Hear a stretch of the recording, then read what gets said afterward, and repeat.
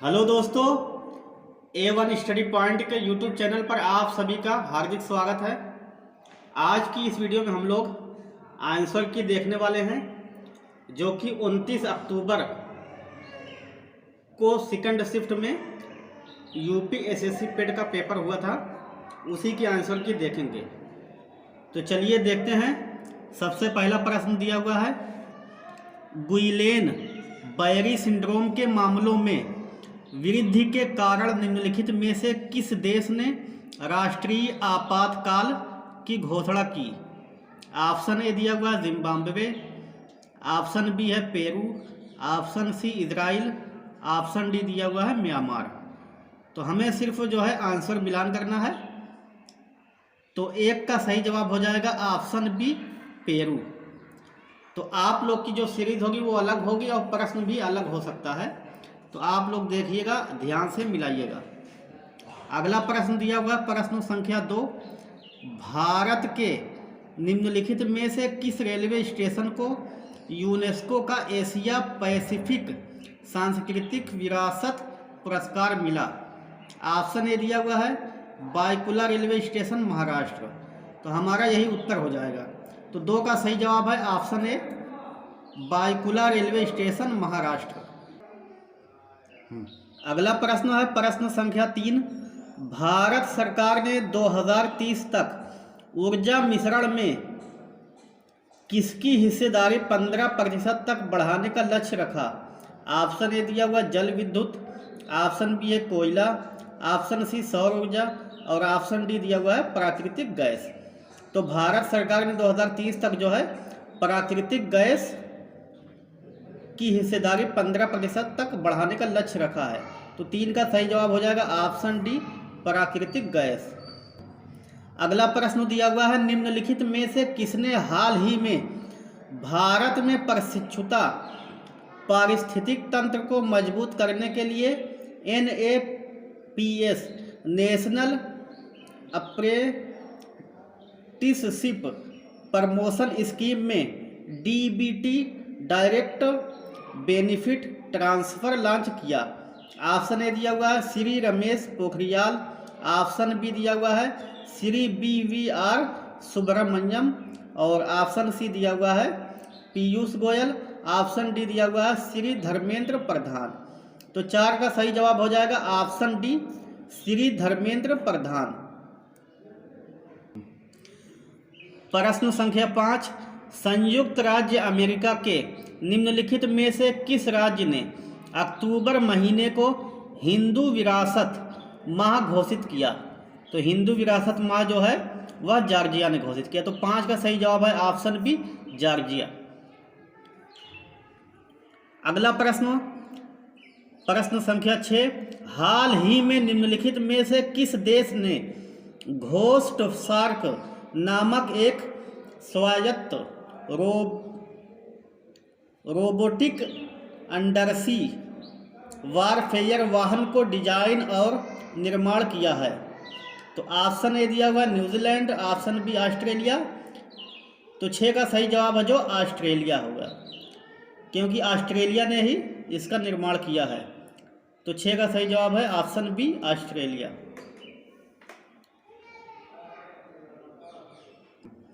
अगला प्रश्न है प्रश्न संख्या 7, सरहदी पर्वत श्रृंखला में स्थित लोकप्रिय पहाड़ी किले का नाम बताइए जिसे दी ईगल्स नेस्ट के नाम से जाना जाता है?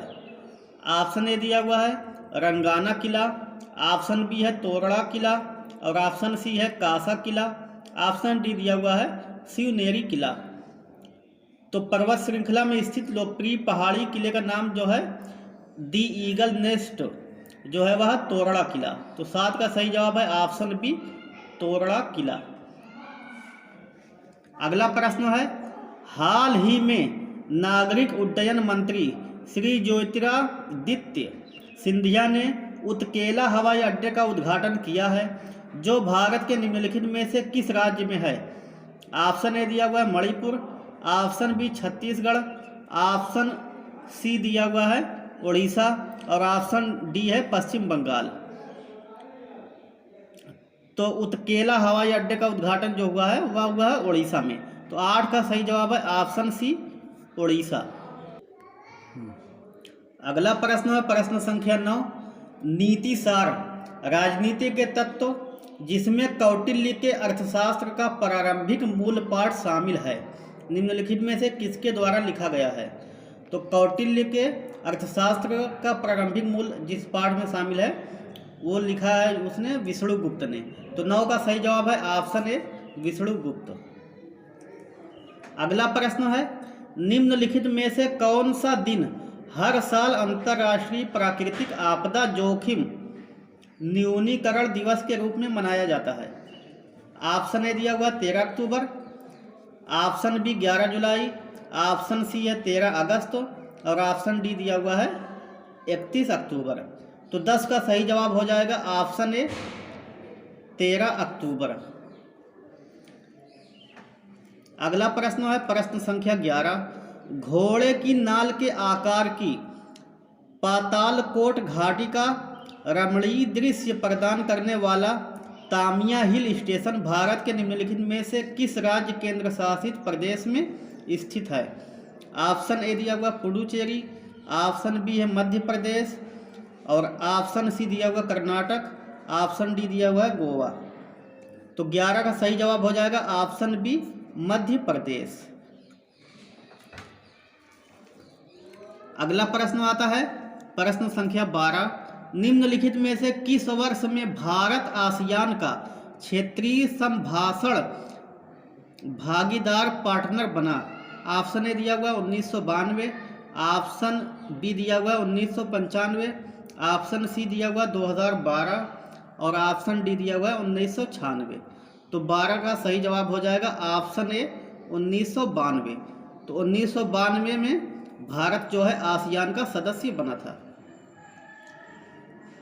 अगला प्रश्न है तेंजिंग नोर्गे राष्ट्रीय साहसिक पुरस्कार भूमि, समुद्र और वायु पर साहसिक कार्य के क्षेत्र में उत्कृष्ट उपलब्धियों के लिए सर्वोच्च राष्ट्रीय सम्मान है। इस पुरस्कार के लिए नकद पुरस्कार राशि क्या है। तो जो उत्कृष्ट उपलब्धियों के लिए सर्वोच्च राष्ट्रीय सम्मान जो है उसमें 15 लाख की राशि दी जाती है। तो 13 का सही जवाब हो जाएगा ऑप्शन डी, 15 लाख।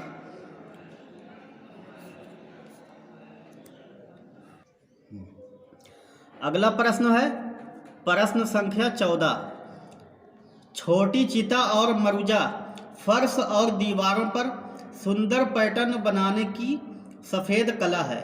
यह भारत के निम्नलिखित में से किस राज्य में यह कला की जाती है। तो ऑप्शन ए दिया हुआ Chhattisgarh, option B Tamil Nadu, option C Orissa और ऑप्शन डी दिया हुआ केरल। तो जो छोटी चिता और मरुजा फर्श और दीवारों पर सुंदर पैटर्न बनाया जाता है वह जो है तमिलनाडु में भी बनाया जाता है और केरल में भी। तो इस प्रश्न में जो है 2 ऑप्शन सही हो रहे हैं, पर ये आयोग के ऊपर निर्भर करता है कि कौन सा सही करता है। तो हम लोग जो है दोनों अभी बता रहे हैं आंसर की कि दोनों सही है इसमें। उसके बाद दिया हुआ है प्रश्न संख्या 15, भारत के महान त्रिकोणमितीय सर्वेक्षण का काम 10 अप्रैल 1802 को मद्रास में शुरू हुआ, जब मद्रास देशांतर से संबंधित एक आधारभूत माप किया गया था। वर्तमान में मद्रास वेधशाला को किस नाम से जाना जाता है। ऑप्शन ए दिया हुआ भारतीय अंतरिक्ष विज्ञान और प्रौद्योगिकी संस्थान, ऑप्शन बी दिया हुआ है रमन अनुसंधान संस्थान, ऑप्शन सी योजना और वास्तुकला स्कूल और ऑप्शन डी दिया हुआ है भारतीय खगोल भौतिकी संस्थान। तो 15 का जो है सही जवाब हो जाएगा ऑप्शन डी, भारतीय खगोल भौतिकी संस्थान। अगला प्रश्न है प्रश्न संख्या 16, निम्नलिखित देशों को उनकी राजधानियों से सुमेलित कीजिए। तो एक तरफ देश का नाम दिया हुआ है, एक तरफ उसकी राजधानी दी हुई है। तो जाम्बिया की राजधानी जो होती है वह होती है लुसाका। तो जाम्बिया का जो हो जाएगा सी हो जाएगा और क्यूबा की राजधानी होती है हवाना। तो ये हो जाएगा ए। तो एक का सी किस में दिया हुआ है, एक का सी एक में दिया हुआ है और बाकी किसी में नहीं दिया हुआ है। और 2 का जो है ए, 2 का ए इसमें भी दिया हुआ, यानी कि तीनों गलत हो जाए। तो हमारा उत्तर हो जाएगा ऑप्शन ए, यानी कि जाम्बिया की जो राजधानी हो गई लुसाका, क्यूबा की हो गई हवाना, बहरीन की जो हो गई ये मनामा, और रवांडा की राजधानी हो जाएगी किगाली। तो हमारा उत्तर जो हो जाएगा ऑप्शन ए, 1 का सी, 2 का ए, 3 का डी और 4 का बी। अगला प्रश्न है प्रश्न संख्या 17। निम्नलिखित में से कौन सा भारत का पहला डीबीओटी डिज़ाइन, निर्माण, संचालन और हस्तांतरण मॉडल आउटडोर स्टेडियम है? तो डिजाइन, निर्माण, संचालन और हस्तांतरण का जो आउटडोर स्टेडियम है वह स्पोर्ट हब तिरुवनंतपुरम। तो 17 का सही जवाब हो जाएगा option C, sports hub Thiruvananthapuram.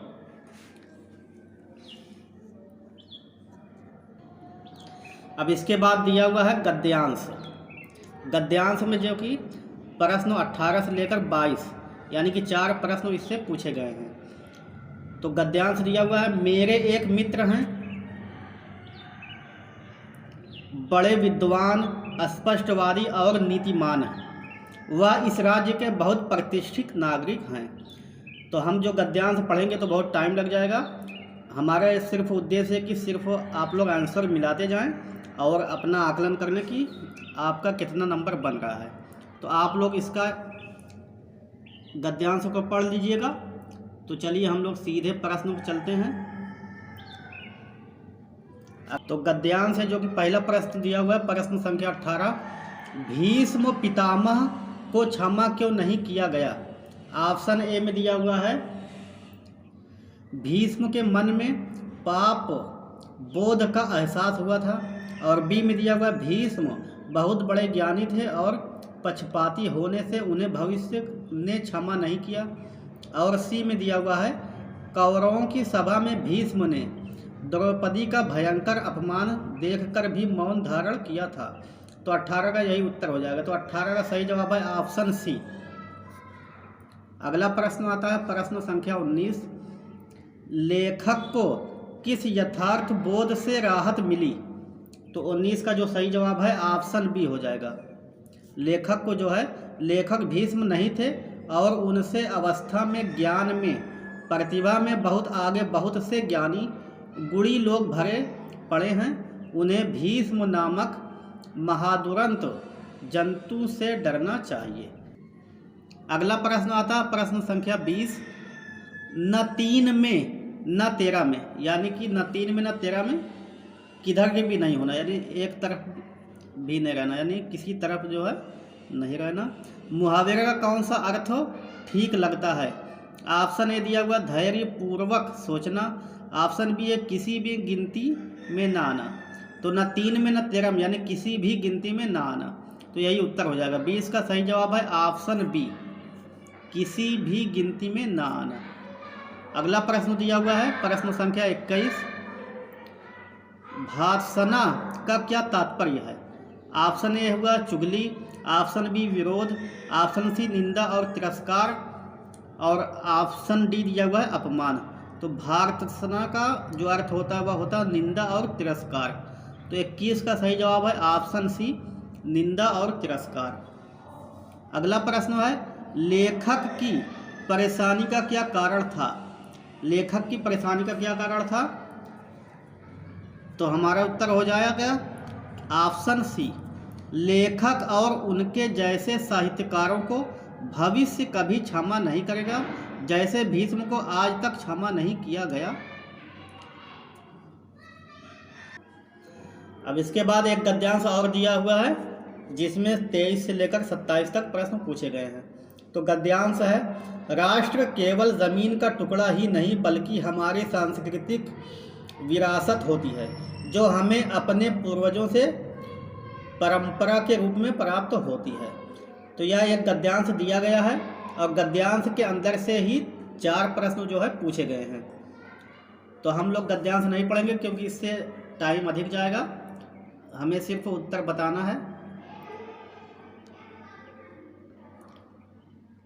आप लोग गद्यांश पढ़ लीजिएगा। तो चलिए सीधे प्रश्नों पर पहुंचते हैं। प्रश्न है, एक जागरूक नागरिक के रूप में हमारा क्या कर्तव्य है।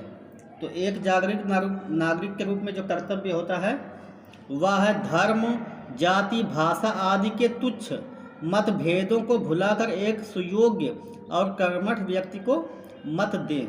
यानी कि ऑप्शन सी सही हो जाएगा। 23 का सही जवाब है ऑप्शन सी।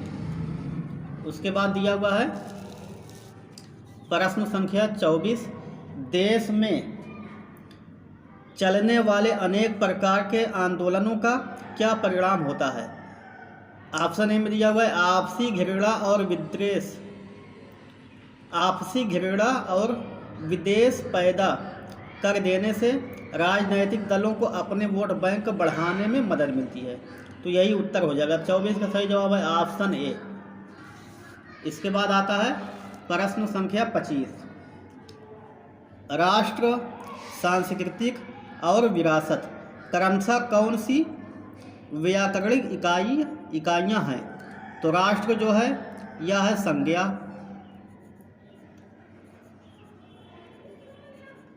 राष्ट्र संज्ञा है, सांस्कृतिक ये है विशेषण।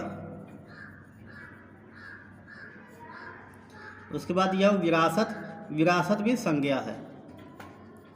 तो हमारा उत्तर हो जाएगा संज्ञा, विशेषण और संज्ञा। तो किस ऑप्शन में है, संज्ञा, विशेषण और संज्ञा। तो 25 का सही जवाब है ऑप्शन बी, संज्ञा, विशेषण और संज्ञा। इसके बाद अगला प्रश्न आता है प्रश्न संख्या 26, अंतर विरोध शब्द में किस प्रकार की संधि है। तो हमसे संधि पूछी जाती है। ऑप्शन ए में है विसर्ग संधि, ऑप्शन बी में हल संधि, और ऑप्शन सी में दिया हुआ अयादि संधि, और ऑप्शन डी में दिया हुआ है पूर्व रूप संधि। तो 26 का सही जवाब है ऑप्शन ए, विसर्ग संधि। अगला प्रश्न है प्रश्न संख्या 27, व्यक्ति की दृष्टि कब संकुचित हो जाती है। ऑप्शन ए में दिया हुआ है जब व्यक्ति धर्म, जाति, कुल आदि को प्रमुख मानने लगता है। तो यही उत्तर हमारा सही है। 27 का सही जवाब है ऑप्शन ए। अब आगे आता है, निम्नलिखित लाइन चार्ट का ध्यानपूर्वक अध्ययन करें और नीचे दिए गए प्रश्नों का उत्तर दें। तो यहाँ पर चार्ट बनाया गया है, उसी से 28 से लेकर 32 तक प्रश्न जो है प्रश्नों का उत्तर हमें देना है। तो चलिए देखते हैं। पाई चार्ट के अंदर सबसे पहला जो प्रश्न है प्रश्न संख्या 28, ट्रेन ए द्वारा ट्रेन सी को पार करने में लिया गया समय ज्ञात कीजिए यदि वे एक ही दिशा में यात्रा कर रही हैं। तो इस प्रश्न का सही जवाब है ऑप्शन सी, 86 सेकंड। तो हमें सिर्फ इसमें उत्तर बताना है, इसके बाद हम अगली वीडियो में जो है इसे विस्तार से सॉल्व कराएंगे। इसके बाद दिया गया प्रश्न संख्या 29, यदि ट्रेन बी और ट्रेन डी दोनों विपरीत दिशा में यात्रा कर रही हैं तो उनके द्वारा एक दूसरे को पार करने में लिया गया अनुमानित समय ज्ञात कीजिए। तो ऑप्शन ए में दिया हुआ है 18.4 सेकेंड, और बी में दिया हुआ है 9.78 सेकेंड, और सी में दिया हुआ है 12.69 सेकेंड। तो 29 का सही जवाब है ऑप्शन बी, 9.78 सेकेंड। इसके बाद अगला प्रश्न आता है प्रश्न संख्या 30, ट्रेन ए पटना से दिल्ली की यात्रा कर रही थी जबकि ट्रेन डी दिल्ली से पटना की यात्रा कर रही थी। ट्रेन ए ट्रेन डी के 2 घंटे बाद चलती है। यदि दोनों ट्रेनें दिल्ली से 297 किलोमीटर की दूरी पर मिलती हैं तो पटना से दिल्ली के बीच की अनुमानित दूरी ज्ञात कीजिए। तो इस प्रश्न का सही जवाब है 529.2 किलोमीटर। तो 30 का सही जवाब हो जाएगा ऑप्शन ए। इसके बाद अगला प्रश्न है प्रश्न संख्या 31, ट्रेन बी और ट्रेन सी स्टेशन एक्स से स्टेशन वाई जो एक दूसरे से 414 किलोमीटर दूर है तक यात्रा कर रही थी। यदि दोनों एक ही समय पर स्टेशन वाई पर पहुंचती तो ज्ञात कीजिए कि ट्रेन सी के लगभग कितने समय बाद ट्रेन बी ने स्टेशन एक्स को छोड़ा होगा। तो 31 का सही जवाब हो जाएगा 5.96 घंटे। तो 31 का सही जवाब है ऑप्शन सी। उसके बाद अगला प्रश्न है प्रश्न संख्या 32। यदि ट्रेन ई एक निश्चित लंबाई के प्लेटफार्म को 50 सेकंड में पार करती है तो ट्रेन डी द्वारा उसी प्लेटफार्म को पार करने में लिया गया अनुमानित समय ज्ञात कीजिए। तो 32 का सही जवाब हो जाएगा ऑप्शन डी 91.82 सेकेंड। अब इससे आगे आता है निम्नलिखित पाई चार्ट का ध्यानपूर्वक अध्ययन करें और नीचे दिए गए प्रश्नों के उत्तर 33 से 37 तक जो है इस पाई चार्ट के माध्यम से जो है हमें उत्तर देना है। तो प्रश्न संख्या 33 दिया हुआ है, भारत के उत्तरी क्षेत्र की कुल जनसंख्या पूर्वी क्षेत्र की कुल जनसंख्या से कितने प्रतिशत कम है। तो 33 का सही जवाब हो जाएगा ऑप्शन बी 36%। उसके बाद अगला प्रश्न है, भारत में पुरुषों का महिलाओं से अनुपात 13:12 है और केंद्रीय क्षेत्र में पुरुषों का महिलाओं से अनुपात 9:7 है। केंद्रीय क्षेत्र में महिलाओं की संख्या भारत की महिलाओं की कुल संख्या का कितना प्रतिशत है। तो 34 का जो सही जवाब हो जाएगा वो हो जाएगा ऑप्शन सी 18 सही 11/48। 18 सही 11/48। उसके बाद आता है सवाल नंबर 35। यदि भारत की कुल जनसंख्या 125 करोड़ है तो दक्षिण क्षेत्र और पश्चिम क्षेत्र की जनसंख्या का अनुमानित योग करोड़ों में क्या होगा। तो जो अनुमानित संख्या होगी वह होगी 48.75। तो 35 का सही जवाब हो जाएगा ऑप्शन डी। उसके बाद आता है प्रश्न संख्या 36। यदि भारत के पूर्वी क्षेत्र की कुल जनसंख्या 126.5 मिलियन है तो भारत के उत्तरी क्षेत्र की कुल जनसंख्या लगभग कितनी है, मिलियन में बताना है। तो 36 का सही जवाब हो जाएगा 80.96, यानी कि 36 का सही जवाब है ऑप्शन डी 80.96। अगला प्रश्न है प्रश्न संख्या 37। पश्चिम क्षेत्र की कुल जनसंख्या का 50% पुरुष है जो भारत में पुरुषों की कुल जनसंख्या के 10% के बराबर है। और यदि पश्चिम क्षेत्र में महिलाओं की कुल जनसंख्या 50 मिलियन है तो भारत में पुरुषों की कुल जनसंख्या कितनी हो जाएगी। तो 37 का सही जवाब हो जाएगा ऑप्शन बी 500 मिलियन। उसके बाद आता है अगला तालिका चार्ट में जो पूछा गया है प्रश्न संख्या 38। प्रश्न संख्या 38।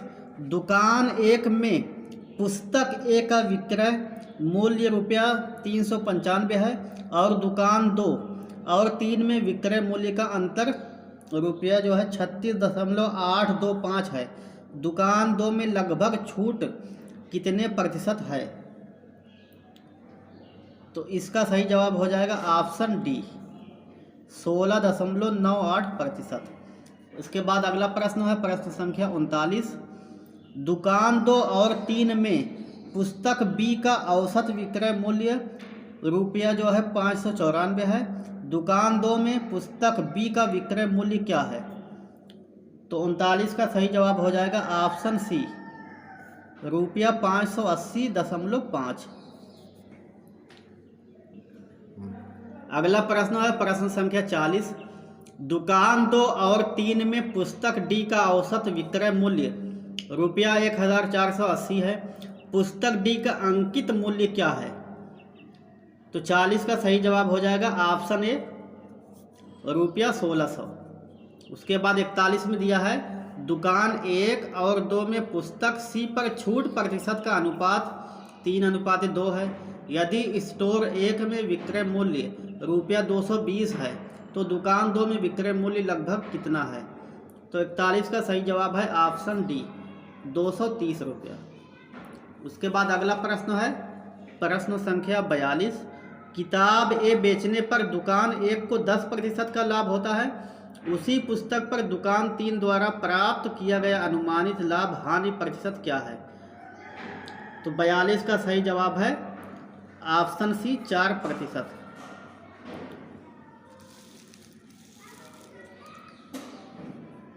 इसके बाद आता है निम्नलिखित जानकारी का ध्यानपूर्वक अध्ययन करें और नीचे दिए गए प्रश्नों के उत्तर दें।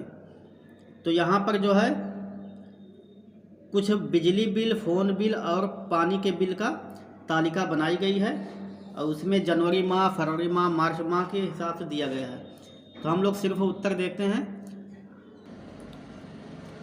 तो अब इसमें संख्या 43 में कह रहा है कि परिवार X द्वारा पानी के बिलों पर भुगतान की गई औसत राशि परिवार Y द्वारा पानी के बिलों पर भुगतान की गई औसत राशि से कितनी अधिक या कितनी कम है। तो 43 का सही जवाब हो जाएगा ऑप्शन सी 210 रुपये। उसके बाद दिया हुआ है प्रश्न संख्या 44 में कि परिवार Y द्वारा फ़ोन बिलों पर भुगतान की गई राशि दिए गए महीनों में उसकी बिजली बिलों पर भुगतान की गई राशि से लगभग कितने प्रतिशत अधिक है। तो 44 का सही जवाब है 12%, ऑप्शन डी। 44 का सही जवाब हो जाएगा ऑप्शन डी 12%। उसके बाद दिया हुआ है प्रश्न संख्या 45, मई महीने के लिए दिए गए आंकड़ों के अनुसार जून महीने में परिवार X द्वारा फ़ोन का बिल, बिजली का बिल और पानी का बिल पर भुगतान की गई राशि में 12%, 16% और 25% की वृद्धि हुई थी। जून माह में उसके तीनों बिलों पर भुगतान की गई कुल राशि ज्ञात कीजिए। तो 45 का जो सही जवाब है वो है 2672, ऑप्शन बी सही हो जाएगा 2672। इसके बाद अगला प्रश्न दिया है 46 नंबर का कि फरवरी माह में तीनों परिवारों द्वारा बिजली बिलों पर भुगतान की गई कुल राशि और अप्रैल माह में तीनों परिवारों द्वारा फ़ोन बिलों पर भुगतान की गई कुल राशि के बीच कितना अंतर है। तो जो अंतर आएगा वो आएगा 1250, यानी कि ऑप्शन ए सही हो जाएगा। उसके बाद अगला प्रश्न है प्रश्न संख्या 47, जनवरी में बिजली पर सबसे अधिक राशि का भुगतान करने वाले परिवार के फ़ोन बिल और बिजली बिल पर भुगतान की गई कुल राशि के बीच अनुपात क्या है। तो 47 का सही जवाब है 335 अनुपात 435, यानी कि बी सही हो जाएगा। अगला प्रश्न दिया हुआ है प्रश्न संख्या 48, माना जाता है कि गौतम सिद्धार्थ गौतम बुद्ध ने अंतिम अनुभूति के लिए बोधगया जाने से पहले 6 साल तक निम्नलिखित में से किस स्थान पर पवित्रता पूर्वक ध्यान किया था। तो जो पवित्रता पूर्वक ध्यान किया था जो गौतम बुद्ध ने, वह किया था डुंगेश्वरी गुफा में। तो 48 का सही जवाब हो जाएगा ऑप्शन ए डुंगेश्वरी गुफा। उसके बाद अगला प्रश्न है प्रश्न संख्या 49, निम्नलिखित में से कौन सी हर्षवर्धन की पहली राजधानी थी। तो हर्षवर्धन की पहली राजधानी जो थी वह थी थानेसर, यानी कि थानेश्वर थी। तो 49 का सही जवाब है ऑप्शन डी थानेसर। उसके बाद दिया हुआ है 50 नंबर का प्रश्न, अकबरनामा का खंड अकबर के प्रशासन, घर, सेना, राजस्व, आय और उसके साम्राज्य के भूगोल से संबंधित है, जिसे आईने अकबरी के नाम से जाना जाता है। तो यानी कि यहाँ पर आ जाएगा तीसरा खंड, तीसरे खंड को आईने अकबरी के नाम से जाना जाता है। तो 50 का सही जवाब हो जाएगा ऑप्शन बी तीसरा। उसके बाद दिया हुआ है, उसके बाद आता है 51 नंबर का प्रश्न है, भारत में स्थित किस हड़प्पा स्थल में हाकरा मृदभांड के भंडार शामिल हैं जो सिंधु घाटी सभ्यता के शुरुआती चरणों से पहले की बसावट की विशेषता है। तो जो बसावट की विशेषता है वह है राखी गढ़ी। तो 51 का सही जवाब है ऑप्शन सी राखी गढ़ी। उसके बाद है प्रश्न संख्या 52, भारतीय राष्ट्रीय आंदोलन के दौरान कांग्रेस मंत्रालयों ने कब इस्तीफा दिया था। तो ऑप्शन ए में दिया होगा 1941, ऑप्शन बी में है 1940, ऑप्शन सी 1938 और ऑप्शन डी दिया हुआ 1939। तो कांग्रेस मंत्रालय ने जो इस्तीफा दिया था वह दिया था 1939 में। तो 52 का सही जवाब है ऑप्शन डी। उसके बाद है प्रश्न संख्या 53। 1942 में विंस्टन चर्चिल द्वारा गांधी जी और कांग्रेस के साथ समझौता करने का प्रयास करने के लिए किसे भारत भेजा गया था? तो सर स्टैफोर्ड क्रिप्स को भारत भेजा गया था। तो 53 का सही जवाब है option C, sir Stafford Cripps. उसके बाद दिया हुआ है प्रश्न संख्या 54। सुभाष चंद्र बोस ने 1944 में मोइरांग में आईएनए ध्वज फहराया था। वह शहर अब निम्नलिखित में से किस राज्य केंद्र शासित प्रदेश में स्थित है? तो वह जो है राज्य मणिपुर में है। तो 54 का सही जवाब है ऑप्शन बी, मणिपुर। प्रश्न आता है प्रश्न संख्या 55। निम्नलिखित में से कौन सी नदी ऐतिहासिक रूप से कर्नाटक के दक्षिण में बंटवाल नदी के रूप में जानी जाती है? तो बंटवाल नदी के रूप में जो जानी जाती है वह है नेत्रावती नदी। तो 55 का सही जवाब है ऑप्शन सी, नेत्रावती नदी। उसके बाद प्रश्न संख्या 56। 1851 में गवर्नर जनरल लॉर्ड डलहौजी ने निम्नलिखित में से किस राज्य का वर्णन एक चेरी जो एक दिन हमारे मुंह में गिरेगी के रूप में किया है? तो यह जो किया है वह अवध में किया। तो 56 का सही जवाब है ऑप्शन ए, अवध। अगला प्रश्न है प्रश्न संख्या 57। भारतीय राष्ट्रीय कांग्रेस आईएनसी और अखिल भारतीय मुस्लिम लीग AIML ने प्रसिद्ध खाली स्थान दिया हुआ के माध्यम से अंग्रेजों के खिलाफ भारत के संघर्ष के लिए एक साथ आने का फैसला किया। तो यह किया था लखनऊ पैक्ट 1916 में। तो 57 का सही जवाब है ऑप्शन सी, लखनऊ पैक्ट 1916। प्रश्न संख्या 58 कह रहा है कि कुछ स्थानों पर भूजल जल स्तर के नीचे कठोर चट्टानों की परतों के बीच जमा होता है, इसे किस नाम से जाना जाता है?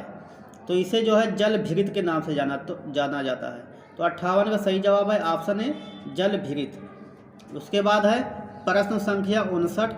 भारतीय मुसलमान चाहते थे कि खलीफा को तत्कालीन तुर्की साम्राज्य में मुस्लिम पवित्र स्थानों पर नियंत्रण बनाए रखने की अनुमति दी जाए। इस साम्राज्य को निम्नलिखित में से किस नाम से भी जाना जाता है? तो इसे जाना जाता है ओटोमन। तो 59 का सही जवाब है ऑप्शन ए, ओटोमन। अगला प्रश्न है निम्नलिखित में से कौन सी संस्था भारत की समय संरक्षक टाइम कीपर है, अर्थात यह भारत की समय प्रणाली की निगरानी करती है?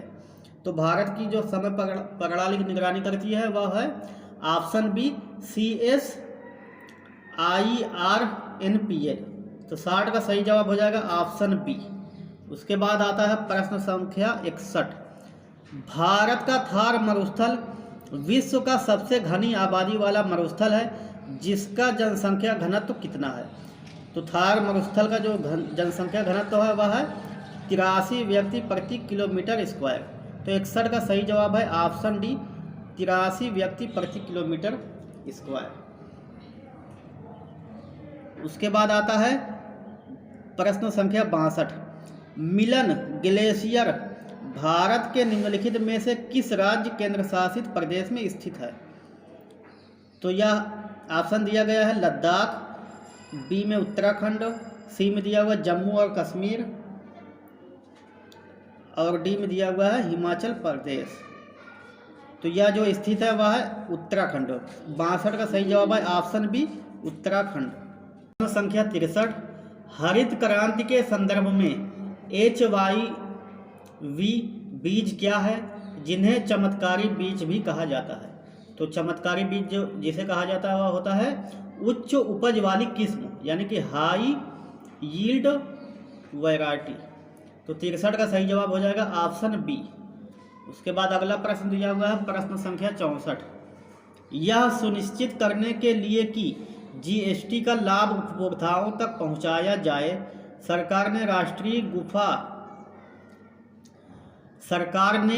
राष्ट्रीय मुनाफाखोरी। अगला प्रश्न है प्रश्न संख्या 64।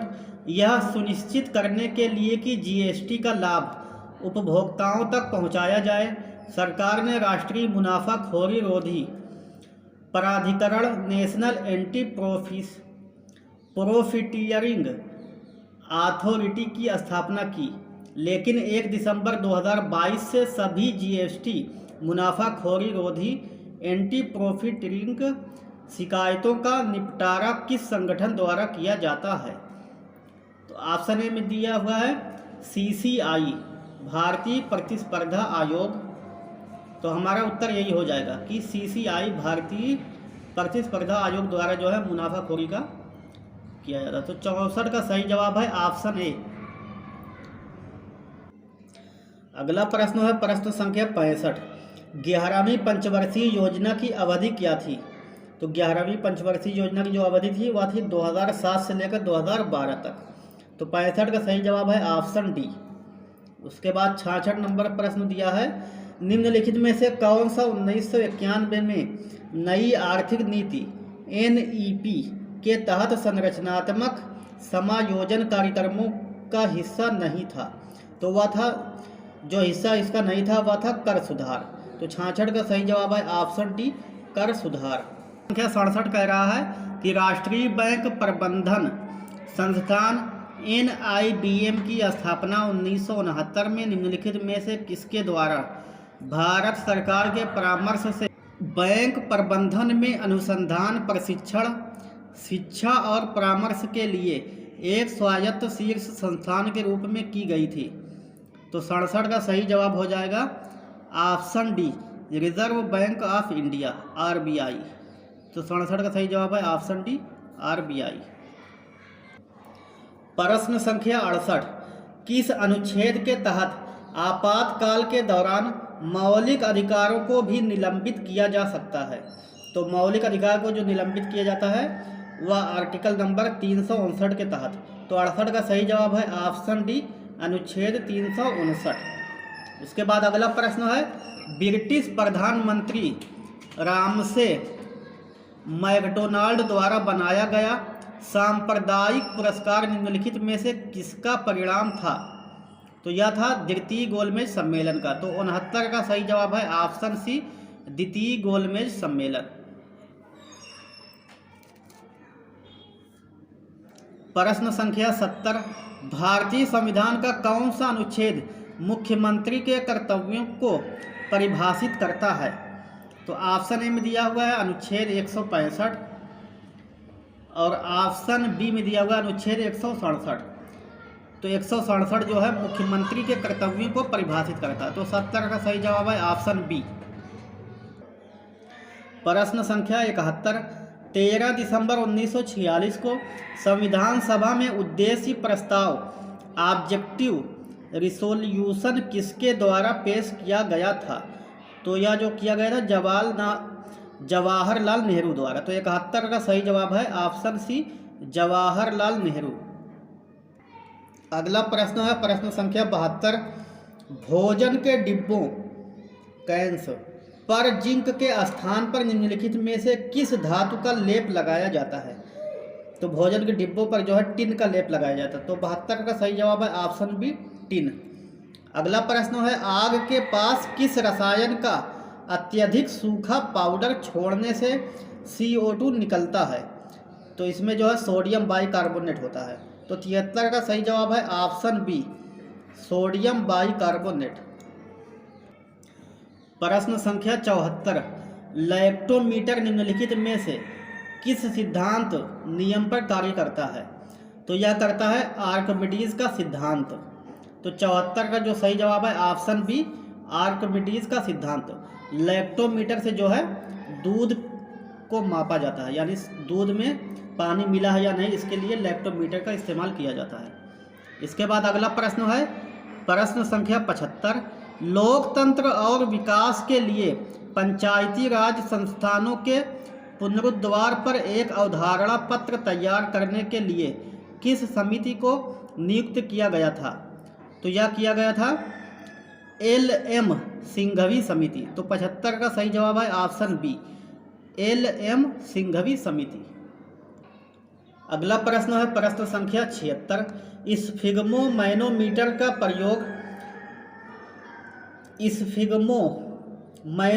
का उपयोग निम्नलिखित में से किसे मापने के लिए किया जाता है? तो स्फिग्मोमैनोमीटर का प्रयोग जो है वह रक्तचाप मापने के लिए किया जाता है। तो 76 का सही जवाब है ऑप्शन सी, रक्तचाप। अगला प्रश्न है प्रश्न संख्या 77। यहाँ पे जो है अंकगणित का मैथ दिया हुआ है, अंकगणित से सवाल पूछा जा रहा है कि -27 ब्रैकेट में दिया हुआ है गुणे फिर -16 जो है ब्रैकेट में दिया हुआ है, यानी कि ये माइनस और माइनस प्लस हो जाएगा और ये माइनस प्लस हो जाएगा। तो इसका जवाब जो है प्लस 810 आएगा। तो 77 का सही जवाब है ऑप्शन बी, 810। उसके बाद दिया हुआ है 78 नंबर का, देसी घी की कीमत में 25% की वृद्धि हुई है। एक परिवार को देसी घी की खपत कितने प्रतिशत कम करनी चाहिए ताकि इस खाते में खर्च ना बढ़े? तो इसका जवाब जो हो जाएगा 78 का, वह हो जाएगा 20%।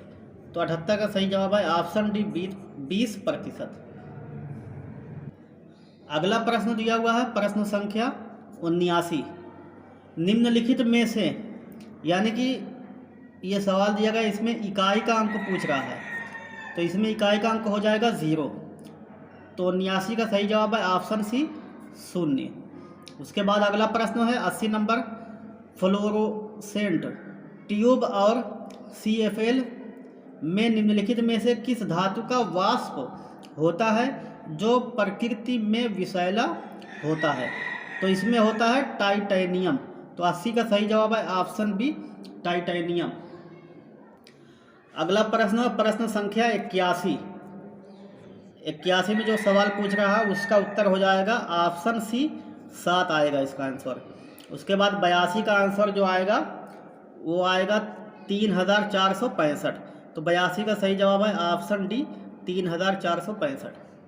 अगला प्रश्न है प्रश्न संख्या 83। निम्नलिखित में से किस विकल्प में सभी शब्द पर्यायवाची नहीं है? तो यहाँ से जो है हिंदी के प्रश्न पूछे जा रहे हैं। तो 83 का सही जवाब हो जाएगा ऑप्शन डी, निशीथ, मध्यरात्र और वासर, यानी इसके माने होता है दिन। इसी में जो है सारे पर्यायवाची नहीं है। अगला प्रश्न है प्रश्न संख्या 84। निम्नलिखित में से किस विकल्प में शब्द श्रुति सम भिन्नार्थक का सही अर्थ भेद नहीं है? तो भिन्नार्थक का जो सही भेद नहीं है, तो इसमें दिया हुआ है ऑप्शन बी में थाती। थाती का अर्थ होता है स्थिरता, और उसके बाद दिया हुआ है थाती, और इस थाती का अर्थ होता है धरोहर। तो यह भी जो है भिन्न नहीं है। उसके बाद दिया हुआ है सोपच। सोपच मीन्स होता है चांडाल। उसके बाद दिया हुआ है फिर सोपच। सोपच मीन्स होता है फिर स्वयं भोजन बनाने वाला। यहाँ पे दिया हुआ ये गलत है, बल्कि इसके मीन्स होता है स्वयं भोजन पचाने वाला। तो यानी ये भी गलत है। तो इसमें जो है 84 में दोनों ऑप्शन सही हो रहे हैं, पर ये आयोग पर निर्भर करता है कि वह कौन सा ऑप्शन सही करता है। उसके बाद अगला प्रश्न है प्रश्न संख्या 85। चांदी का जूता मारना मुहावरे का सही अर्थ निम्न में से कौन सा है? तो चांदी का जूता मारना यानी कि रिश्वत देना। तो 85 का सही जवाब है ऑप्शन सी, रिश्वत देना। उसके बाद आता है प्रश्न संख्या 86। भारतीय आत्मा किस कवि का उपनाम है? तो माखनलाल चतुर्वेदी का जो है उपनाम होता है भारतीय आत्मा। तो 86 का सही जवाब है ऑप्शन ए, माखनलाल चतुर्वेदी। उसके बाद दिया हुआ है प्रश्न संख्या 87। उर्मिलेश शब्द का संधि विच्छेद चयन कीजिए। तो उर्मिलेश का जो संधि विच्छेद होता है वो होता है उर्मिला धन ईश। तो 87 का सही जवाब है ऑप्शन सी, उर्मिला धन ईश। अगला प्रश्न है प्रश्न संख्या 88। अब यहाँ से जो है इंग्लिश के प्रश्न शुरू होते हैं। इंग्लिश से जो है 5 प्रश्न पूछा जाता है। तो पहला प्रश्न दिया हुआ है give synonyms of underlines word, यानी कि ये अंडरलाइन किया गया है डिस्प्रेजिंग। तो डिस्प्रेजिंग मीन्स होता है नीचे दिखाना, नीचा दिखाना।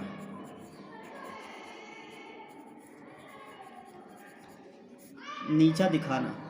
और उसके बाद इसका जो है सिनोनिम्स हो जाएगा बिलिटलिंग। तो यानी कि 88 का सही जवाब है ऑप्शन बी, बिलिटलिंग। उसके बाद दिया हुआ है 89 नंबर का प्रश्न है गिव वन वर्ड फॉर। तो इसका जो है 89 का सही उत्तर हो जाएगा सिटीजन। ऑप्शन ए सही हो जाएगा, सिटीजन। उसके बाद 90 में कह रहा है fill in the blank with correct preposition. तो प्रीपोजिशन भरना है। यहाँ पे दिया हुआ है डिवाइड ऑफ फीलिंग। डिवाइड के साथ हमेशा ऑफ लगता है। तो 90 का सही जवाब हो जाएगा ऑप्शन बी, ऑफ। उसके बाद जो है एक पैराग्राफ दिया हुआ है इंग्लिश में, read the following paragraph and answer the following question. यानी इसी पैराग्राफ में से 91 नंबर और 92 नंबर का प्रश्न जो है इसी का आंसर इसी पैराग्राफ में से देना है। तो हम लोग पैराग्राफ ना पढ़कर सीधे प्रश्न पे आते हैं। प्रश्न संख्या 91 दिया है कि which is correct from the following with reference to US. तो 91 का सही जवाब हो जाएगा option B, children may live with the parents even after 18। तो 91 का सही जवाब है ऑप्शन बी। उसके बाद कह रहा है प्रश्न संख्या 92 in US what is the minimum age required to join military. तो मिलिट्री में ज्वाइन करने की कितनी एज है? तो पैराग्राफ में दिया हुआ है कि 18 साल। तो 92 का सही जवाब है ऑप्शन सी, 18। प्रश्न संख्या 93 कबूतरों की एक पंक्ति में सभी उत्तर की ओर मुख किए हुए हैं। P1 बाएं छोर से 9वें स्थान पर है और P2 दाएं छोर से 12वें स्थान पर है। तो P1 और P2 के बीच 3 मोड़ हैं। P1 और P3 P4 से समान दूरी पर है। ज्ञात कीजिए कि पंक्ति में कितनी कबूतर हैं। तो 93 का सही जवाब है ऑप्शन बी, 4 कबूतर। प्रश्न संख्या 94 तो यहाँ रीजनिंग का सवाल है। एक कुट भाषा में परम्यूटेशन दिया हुआ है, तो इसका क्या हो जाएगा उत्तर? तो 94 का सही जवाब हो जाएगा ऑप्शन ए, IRUEFVLBVMLK। उसके बाद 95 नंबर का सवाल आता है एक घड़ी सुबह 8 बजे से सेट की जाती है, घड़ी 24 घंटे में। प्रश्न संख्या 95 एक घड़ी सुबह 8 बजे सेट की जाती है, घड़ी 24 घंटे में 10 मिनट आगे बढ़ जाती है। जब दूसरे दिन घड़ी दोपहर 1 बजे का समय बताती है तो वास्तविक समय क्या होगा? तो 95 का सही जवाब है ऑप्शन बी, 12:48, यही वास्तविक समय रहेगा। प्रश्न संख्या 96 यदि शब्दों को डिक्शनरी के अनुसार व्यवस्थित किया जाए तो अंतिम से दूसरे स्थान पर क्या आएगा? तो इसमें जो आ जाएगा ऑप्शन सी, स्पेस्टिकली। तो 96 का सही जवाब है ऑप्शन सी। अगला प्रश्न है प्रश्न संख्या 97। प्रश्न में 2 कथन 1 और 2 दिए गए हैं। ये कथन या तो स्वतंत्र कारण हो सकते हैं या स्वतंत्र कारणों या सामान्य कारण के प्रभाव हो सकते हैं। तो 97 का सही जवाब हो जाएगा ऑप्शन डी, कथन 1 कारण है और कथन 2 इसका प्रभाव है। प्रश्न संख्या 98 हाल ही में भारत और निम्नलिखित में से किस देश के नेताओं ने जलवायु महत्वाकांक्षा, डिकार्बोनाइजेशन और स्वच्छ ऊर्जा पर सहयोग बढ़ाने और पार्टियों के UNFCCC सम्मेलन के 28वें सत्र से समर्थक परिणाम प्राप्त करने के लिए मिलकर काम करने की प्रतिबद्धता जताई है? तो यह जो प्रतिबद्धता जताई है वह है संयुक्त अरब अमीरात UAE यानी कि दुबई। 98 का सही जवाब है ऑप्शन सी, UAE। अगला प्रश्न है प्रश्न संख्या 99। यहाँ पे खाली स्थान दिया हुआ, यहाँ पर रहेगा NCERT। NCERT ने NEP 2020 समारोह के तीसरे वर्ष के अवसर पर विशेषज्ञता और संसाधनों को साझा करने के साथ साथ भारतीय सांकेतिक भाषा में गुणवत्तापूर्ण शिक्षण संसाधनों के सह विकास के लिए NIOS के साथ समझौता ज्ञापन MOU पर हस्ताक्षर किए हैं। तो वह जो हस्ताक्षर किए वह किए हैं NCERT ने। तो 99 का सही जवाब है ऑप्शन ए NCERT।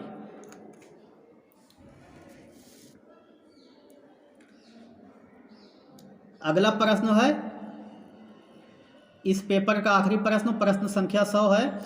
हाल ही में राष्ट्रीय बाल अधिकार संरक्षण आयोग NCPCR ने बाल देखभाल संस्थानों की वास्तविक समय में निगरानी के निर्बाध निरीक्षण के लिए निम्नलिखित में से कौन सी एप्लीकेशन विकसित की है? तो वह जो की है मासी। तो 100 का सही जवाब हो जाएगा ऑप्शन बी मासी एप्लीकेशन।